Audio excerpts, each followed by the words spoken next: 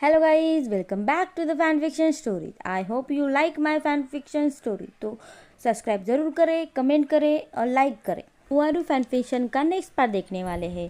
जब इबोक के अंकल ने उसे सारी चीज़ें एक्सप्लेन की, तभी वहाँ पे उनकी एम्प्लॉय उनके लिए खाना लेके आती है, जो स्पेशली जहान के लिए बनाया हुआ होता है। और इबो के अंकल के लिए छोटी बोतल आई होती है, जैसे कि इबो ने पी थी पहले। जहान यह सारी बातें जानकर बीमार महसूस कर रहा होता है। वो सारी चीज़ें समझ नहीं पाता है कि उसे तभी वो सारा खाना खा लेता है जो उसके लिए बनाया हुआ होता है। तब इबो के अंकल कहते हैं, अच्छा होगा अगर तुम यहीं पे ही रह जाओ जब तक कि तुम प्योर वैम्पायर में ट्रांसफ़र नहीं होते। जब ट्रांसफॉर्मेशन स्टार्ट होगा तो तुम अकेले होना बहुत डेंजरस है तुम्हारे लिए। उस रूम में शिफ्ट हो सकते हो जहाँ तुम और इबो पहले रहते थे। जब तुम्हारा ट्रांसफॉर्मेशन कंप्लीट हो जाएगा तो तुम डिसाइड कर सकते हो कि तुम्हें क्या करना है और कहाँ रहना है। और इस सब से पूरी तरह से ओवरवेल्म हो चुका था। उसे समझ नहीं आ रहा था कि क्या कहे। उसे अपने लिए यह महसूस भी नहीं हो रहा था कि वो उनमें से एक था, या कम से कम वो अब बनने वाला है उनमें से। और वो मेट की बातें भी नहीं समझ पाया था। उसने इबो को चूज किया था अपने मेट, और उसे मार भी किया था। और उसके बाद इबो ने उसका ख्याल रखा है, और इबो उस रिचुअल को पूरा नहीं करना चाहता था। क्या उसे जान नहीं चाहिए था? क्या दो मेट सेम फील नहीं करते थे? क्या मैंने इबो को फोर्स किया है? इबो उसे अपना मेट नहीं बनाना चाहता था क्या? यह सोच रहा था। जहान सैड होता है, वह नहीं जानता कि इस बारे में क्या सोचना चाहिए। क्या इबो उससे प्यार नहीं करता क्या? यह उसने फोर्स किया है मेट बनने के लिए, इस वजह से ये हो रहा है। जहान फील करता है कि यह सारी चीज़ें उसके लिए हार्ड और हार्ड ही हो रही है, और उसका सिर भी ज़्यादा घूम रहा था। उसके बाद वो टेबल पे कोलैप्स हो जाता है। यह सारी चीज़ें उसके लिए कुछ ज़्यादा ही हो चुकी थी। जब जहान ने अपनी आंखें खोली तब वो इबो के बाहों में था। वो दोनों बेड पे लेटे हुए थे। जब जहान आसपास देखता है तो वह रूम में था। रूम को पहचान रहा है क्योंकि उस ड्रीम में उसने इसी रूम को देखा है। क्या ये रूम इबो का और उसका है? जहान का सिर अभी भी घूम रहा होता है। इबो उससे पूछता है, अब तुम कैसा फील कर रहे हो? लेकिन जहान फिर से अपने घर जाना चाहता था। जैसे ही उसे सारी बातें याद आई, वह फिर से यहाँ से जाना चाहता था। सभी ने उसे झूठ बोला है, उसके फैमिली ने भी और इबो ने भी। इबो उससे प्यार नहीं करता क्योंकि उसने इबो को फोर्स किया है अपना मेट बनने के लिए। जहान कहता है, मैं अभी घर जाना चाहता हूँ। इबो कहता है, अभी सुबह हो चुकी है तो मेरे अंकल ने कहा है। जहान एंग्री होता हुआ कहता है, मैं इस बारे में केयर नहीं करता। अगर सनलाइट हो चुकी है और जो भी तुम्हारे अंकल ने कहा है, मैं सिर्फ घर जाना चाहता हूँ और अभी घर जाना चाहता हूँ। मैं कार ड्राइव कर सकता हूँ, तो तुम्हारी कार मुझे दे दो, मैं अकेले ही अपने घर चला जाऊंगा। इबो जहान को गले लगाता हुआ उसे कम डाउन कर रहा होता है, और जहान उससे और भी ज़्यादा एंग्री हो जाता है और कहता है, तुम मुझे टच मत करो, मैंने मना किया है ना। वो वरिड होता हुआ पूछता है, जहान क्या हुआ है? जहान कहता है, कुछ भी नहीं, मैं यह सब नहीं करना चाहता, मुझे घर जाना है। मैं मेरी नॉर्मल लाइफ में जाना चाहता हूँ। मैं यह सब नहीं चाहता, मुझे इसकी ज़रूरत नहीं है, मैं तुम्हें रिजेक्ट करता हूँ। इबो कहता है, जहान प्लीज़ कम डाउन और मुझे बताओ क्या हुआ है। जहान कहता है, मैंने अभी कहा है, क्या तुम्हें समझ नहीं आ रहा है? मैं वैम्पायर नहीं बनना चाहता, मुझे इस बारे में कुछ नहीं पता, और मैं तुम्हारा मेट नहीं बनना चाहता। तब मैं छोटा बच्चा था, मुझे कुछ नहीं पता था। क्या मैं क्या कर रहा हूँ? मैं सिर्फ 10 मंथ का था तब, तुम्हें पता है ना। सिर्फ मेरे फादर चाहते हैं, मैं यह नहीं चाहता। मैं तुम्हें नहीं चाहता, और मैं अपने घर जाना चाहता हूँ और तुमसे कभी नहीं मिलना चाहता, तुम्हें कभी नहीं देखना चाहता। जहान को पता है कि वो इबो के साथ गलत कर रहा है, लेकिन वो बहुत एंग्री था और उसने क्या बोला वो उसे पता ही नहीं चला। और उसे अपना गुस्सा भी निकालना था और वो कुछ भी बात सुनने के लिए तैयार ही नहीं था। प्लीज़ जान, तुम ऐसी बात मत करो, तुम्हारे ऐसे मतलब नहीं था ना। मुझे पता है तुम शौक हो, तो प्लीज़ ऐसी बात मत करो कि तुम मुझे अपना मेट नहीं चाहते। जान कहता है, मैं तुम्हारा मेट नहीं बनना चाहता। कुछ दिन पहले ही तक मैं तुम्हारा नाम भी नहीं जानता था और मुझे मेरे बचपन की बातें याद नहीं, इसलिए तुम मुझे अपना होने के लिए मत कहना। इबो बेड से उतरता हुआ कैबिनेट से कार की जहान के हाथ में देता है। इबो ने जहान से एक वर्ड भी नहीं कहा था, सिर्फ उसके आंखों में आंसू लिए उसे देख रहा था।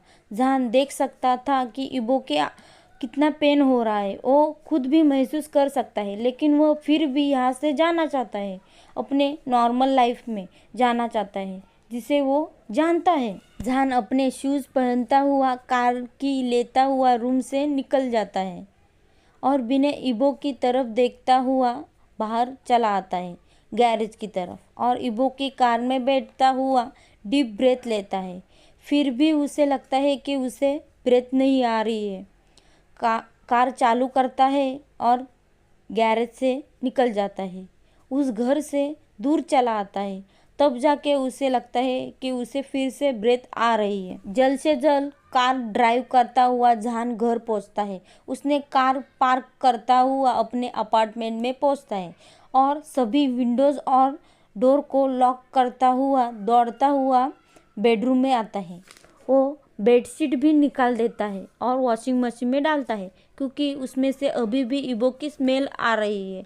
और कॉन्डम पैक और लिब्रेंस भी डस्टबिन में डाल देता है और वो स्मॉल बॉटल जिसमें सीरम था वो भी डस्टबिन में डालता है। उसके बाद बेडशीट बदलता हुआ अपना सेलफोन भी स्विच ऑफ करता है और बेड पे गिर जाता है और रोता हुआ वो जब तक रोता है तब तक वो थक कर सो नहीं जाता और वो विश करता है कि जब वो उठे तब वो इबो के बारे में सब भूल चुका हो। उसे फिर से नाइटमेयर आता है, जो उसने कल देखा था वो उसे फिर से दिख रहा होता है। 13 साल पहले उसने क्या हुआ था वो उसे दिख रहा है। 1 घंटे बाद जहान उठता है तो वो स्टिल कंफ्यूज और एंग्री होता है। वो इबो को पागलों जैसे याद कर रहा है, लेकिन वो फिर भी इबो से मिलना नहीं चाहता और उसे देखना नहीं चाहता। यह उसके लिए बहुत बड़ा शौक था, लेकिन उसने आज एक्सपीरियंस किया है वो उसके लिए पेनफुल था। वो सिर्फ इस बारे में सोच रहा था कि इबो रिचुअल पूरा नहीं करना चाहता था। इबो ने उसे कभी नहीं चाहा था। अब इबो प्रिटेंड कर रहा है कि वो उससे प्यार करता है। यह सब चीज़ें जहान के दिमाग में चल रही होती। वो ध्यान नहीं देता कि उसके फादर ने उससे झूठ बोला है और उसकी मदर कौन थी, उन्होंने क्या किया था, कि उसे यही सुनाई दे रहा था कि इबो रिचुअल पूरा नहीं करना चाहता था। लंबे समय तक कोल्ड शावर लेने के बाद जहान कपड़े पहनता हुआ नीचे आता है तो इबो की कार वहाँ नहीं होती। यह सच्चाई उसे जोर से हिट होती है और क्या इबो ने अपनी कार लेके गया और वो इतने पास आया था, क्या इबो कैसा होगा, वो इबो की चिंता कर रहा होता है। तभी उसके आंखों में फिर से एंगर दिखना लग जाता है। वो सुपरमार्केट में जाकर सबसे स्ट्रॉन्गर अल्कोहल खरीदता है और घर आ जाता है। अपने ब्रदर को कॉल करता हुआ ब्रदर से कहता है, मेरी पूरी लाइफ एक झूठ थी जिसे मैं जी रहा था। मुझे हर किसी ने झूठ बोला है, हर टाइम। कोई एक पर्सन भी मुझसे प्यार नहीं कर सकता कि जैसे मैं हूँ और मुझसे झूठ ना बोले। फैंग पूछता है, जहान क्या हुआ है? जहान रोते हुआ कहता है, मुझे लगता है कि वो मुझसे प्यार करता था, लेकिन वो सब एक मिस्टेक थी। वो बस एक रिचुअल की वजह से हुआ था। मैं फिर अकेला हो चुका हूँ। फैंग बहुत वरिड होता है और जहान से कहता है कि मैं अभी कार में बैठ रहा हूँ, तुम्हारे पास जल्दी से आ जाऊँगा। वो 20 मिनट में ही जहान के अपार्टमेंट में पहुँचता है। तब जहान ने ड्रिंक करना चालू कर दिया था। रोता हुआ अपने ब्रदर के बाहों में गिर गया। मुझे कोई प्यार नहीं करता, मैं फिर से अकेला हो चुका हूँ, उसने बार बार कहता रहा और रोते हुए फैंग के बाहों में गिर गया। लगभग आधे घंटे से वो खड़े ही थे। उसके बाद जान थोड़ा शांत होता है, फिर चुपचाप अपने सोफे पे बैठ जाता है। उसके अपना सेलफोन निकालता हुआ इबो की खराब फोटो देखता है और फैंग को समझाता हुआ उसके चिक पे आंसू आ चुके थे। मैं उससे बहुत प्यार करता हूँ, लेकिन मैं उसके साथ नहीं रह सकता। मुझे पता है मैंने उसे हर्ट किया है और मैंने उसे जानबूझ के हर्ट किया है, क्योंकि मैं उसके साथ रहने के लिए उसे फोर्स नहीं करना चाहता था। फैंग को उस पिक्चर में कुछ दिख नहीं रहा होता है, तो वह स्वाइप करता है तो उसकी आंखें बड़ी हो जाती है। क्या यही है वो? उसने जान को पिक्चर दिखाते हुए पूछा। जान उस पिक्चर को देखता है और फिर से बुरी तरह से रोना शुरू कर देता है। हाँ, वो इबो गगे है। इबो ने उसे सीक्रेटली पिक्चर भेजी है उसके फ़ोन पर। जान सरप्राइज हो चुका है। फैंग कहता है, मुझे पता नहीं क्या हुआ है। मुझे लगता है कि तुम उससे बहुत प्यार करते हो, कि तुम इतना बुरी तरह से रो रहे हो, तो तुम्हें उससे बात करनी चाहिए। उसे कॉल करो या उससे मिलने ही जाओ। मुझे पता है तुमने अगर उससे बात की थी कि तो तुम्हारी प्रॉब्लम सॉल्व हो जाएगी। जहान चाहता है कि काश इतना सिंपल होता, लेकिन ये इतना सिंपल नहीं है और इसलिए अब मैं उससे बात नहीं कर सकता। उसने इबो के साथ जो किया है उसके बाद, सिर्फ इसलिए कि तब मैं गुस्से में था। वैसे भी अब मैं इबो का सामना नहीं कर सकता। आज हम यहाँ पे ही हमारा फ़ैन फिक्शन ख़त्म कर रहे हैं। आपको फ़ैन फिक्शन पसंद आए तो सब्सक्राइब करें, कमेंट करें, लाइक करें।